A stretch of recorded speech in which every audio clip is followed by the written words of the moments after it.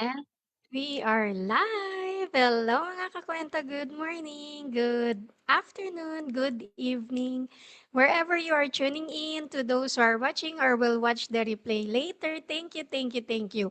Welcome back to another episode of Kape at Kwento, Kwentong Pagbabago, where we keep it real about life, change, and growth, one coffee at a time. Ako po si Lori, a former OFW, a mother of two, the face behind Life with Lur business page, and now a proud digital business owner. So, have you ever said, wala akong oras? Or maybe, pag may time na ako, I will do it. But what if time never waited for you? What if habang nagaantay ka ng perfect timing, life is already passing you by? So let me share a story. I once knew someone, we'll call her Anna. Anna was hardworking. She's always busy. She told herself, I'll spend more time with my kids next time na hindi na ako busy. I'll start that dream project pag medyo magaan na. I'll take care of myself kapag may extra oras na. But guess what happened? Her kids grew up fast. One day, she looked around and realized ang dami niyang na-miss. She was always working, always postponing. She thought time would wait, but it didn't. So mga kakwento, time is like running water. Ra- Time is like water running through your hands. You can't hold it forever. Once it's gone, it's gone. So, wala na. You cannot hold it forever. So, think about it. Ilang oras ba yung nasasayang natin scrolling endlessly sa social media? Or complaining about our situation instead of doing something about it? Ilang beses na ba natin nasabi na next time na lang, bukas na lang, but tomorrow is never guaranteed. And here's something even more real. What if next year or 2 years from now, mawawala yung trabaho natin? Or we already know that the job that we have ngayon ay may end date. So kung alam mo na mawawala yung work mo in the future, wouldn't it be wiser to plan ahead ngayon pa lang habang may oras na? Time is the most valuable currency that we have.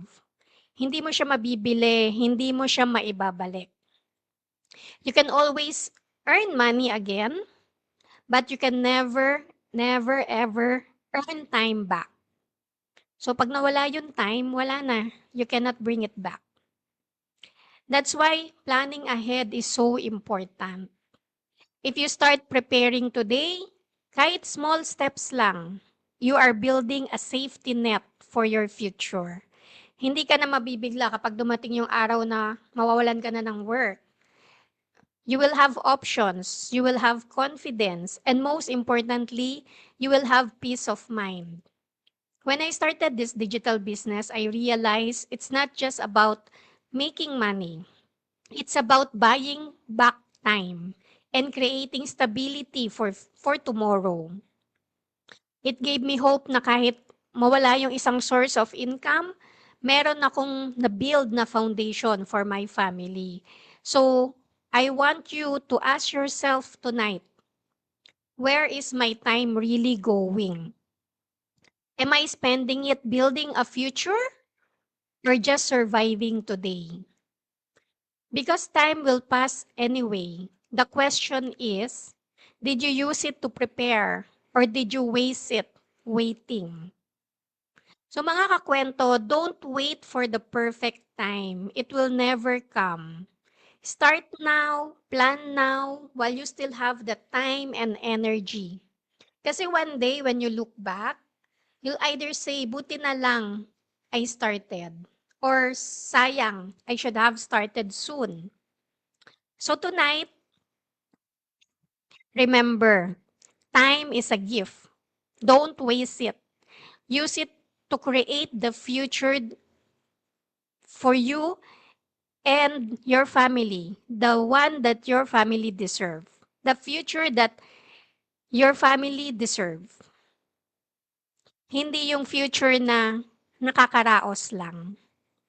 So thank you again for spending time with me tonight, mga kakwento. Let's continue to open our hearts to new possibilities, open our minds to new ways of earning, and open our lives to true freedom. So see you again on my next episode of Kape at Kwento, Kwentong Pagbabago, where we keep it real for life, change, and growth, one coffee at a time. Oh, sorry.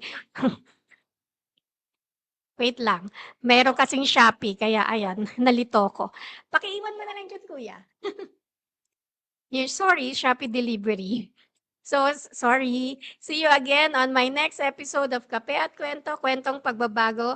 Bring your coffee, bring your dreams, and let's talk change. Let's continue to earn smart and live free and grow into the person God created us to be. So if you're curious and you want to learn more, please message me directly or sign up on my website at www.loriramos.com and I will send you the link for the free info session. Good night and God bless us all. Bye-bye.